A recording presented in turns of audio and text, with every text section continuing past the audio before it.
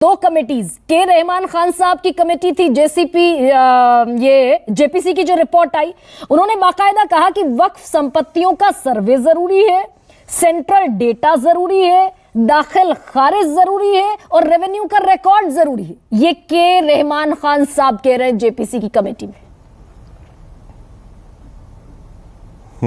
हाँ, तो जब सर्वे होगा तो सर्वे कलेक्टर नहीं करेगा ना मैडम, सर्वे कमिश्नर करता है और वो सरकार के पैसों पे करता है। सर्वे कमिश्नर की जो रिपोर्ट आती है वो सरकार प्रदेश की सरकार को देता है। प्रदेश की सरकार जब गजेट इशू करती है तो 1 साल का टाइम होता है मुसलमानों के लिए ऑब्जेक्शन करें और नॉन मुस्लिम्स के लिए कोई टाइम लिमिट नहीं होती है। और दूसरे जो उनके प्रपोजल है वो तो हो रहा है ना, मगर ये सरकार ये कह रही है कि जब तक रेवेन्यू रिकॉर्ड से म्यूटेशन नहीं होगा तब तक वक्फ बोर्ड की वक्फ का ताल्लुक नहीं होगा। ये कैसे होगा बताइए? रेवेन्यू आया कब? एक बात सुनिए, रेवेन्यू का कानून कब आया? हमने कब बनाया रेवेन्यू का कानून? और अगर 200 साल पुराना वक्फ है तो रेवेन्यू का कैसा करेंगे आप? तो इसलिए कह रहा हूं वक्फ बाय यूजर। और मैं बार बार आपसे कह रहा हूं कि आप सेक्शन 3A, 3B और 3C और सेक्शन 4 पढ़ लीजिए, उसके बाद हमसे बात करिए। अच्छा, और एक चीज, आज ओरल मुतवल्ली का अपॉइंटमेंट नहीं होगा, मगर section 129 transfer of property act से ओरल गिफ्ट का हो जाएगा मुसलमानों में। अच्छा सर, एक बात बताइए ओवैसी साहब, ठीक है, ये ठीक है, आपने सारे अमेंडमेंट को हाईलाइट करते हुए बता दिया कि ये अमेंडमेंट आया तो ये आपका एतराज है, लेकिन ट्रिब्यूनल के फैसले पर एतराज, बोर्ड के जो कलेक्टर के पास अधिकार आ जाएंगे उस पर एतराज। भाई हाईकोर्ट में तो अपील का अधिकार है ना सर, हाईकोर्ट में अपील का अधिकार है ना। कलेक्टर ने गलत फैसला कर दिया, गलत रिपोर्ट स्टेट गवर्नमेंट को सबमिट कर दिया, तो हाईकोर्ट में अपील कर लीजिए। नहीं, सुन लीजिए, ट्राइब्यूनल जो अभी एग्जिस्टिंग है उसमें 3 मेंबर होंगे, जिसमें डिस्ट्रिक्ट जज chief justice of the high court appoint करेगा। ठीक है। ट्राइब्यूनल के फैसले के खिलाफ आप सुन लीजिए, आप अपील नहीं करते, रिव्यू पिटीशन डालते हो। रिव्यू पिटीशन में आपको ये बताना पड़ेगा कि पेटेंटली इलीगल फैसला आया है।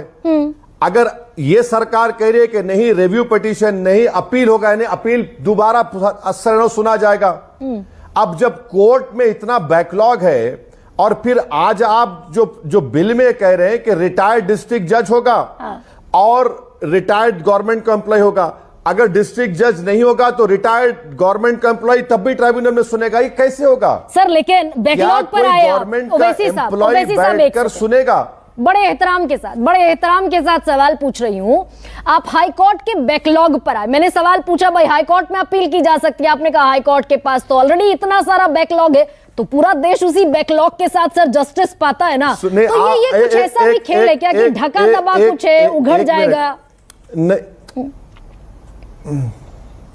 सुनिए, ट्राइब्यूनल एग्जिस्टिंग आज के तारीख में ट्राइब्यूनल के फैसले के खिलाफ आप हाई कोर्ट को रिव्यू पिटीशन डालेंगे।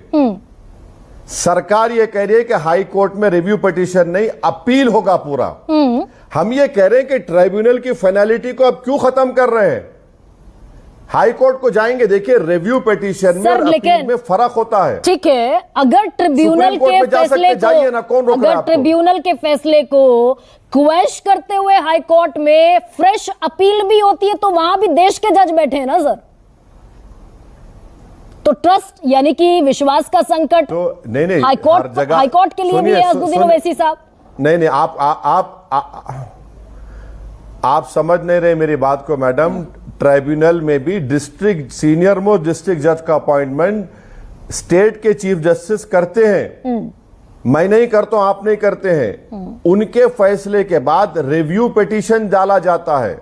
रिव्यू पिटीशन अगर हाई कोर्ट में कोई हारता है सुप्रीम कोर्ट जाइए। अब ये सरकार ये कह रही है कि रिटायर्ड डिस्ट्रिक्ट जज होगा और सेक्शन आप देख लीजिए, सेक्शन 83 में कह रहे ज्वाइंट सेक्रेटरी होगा।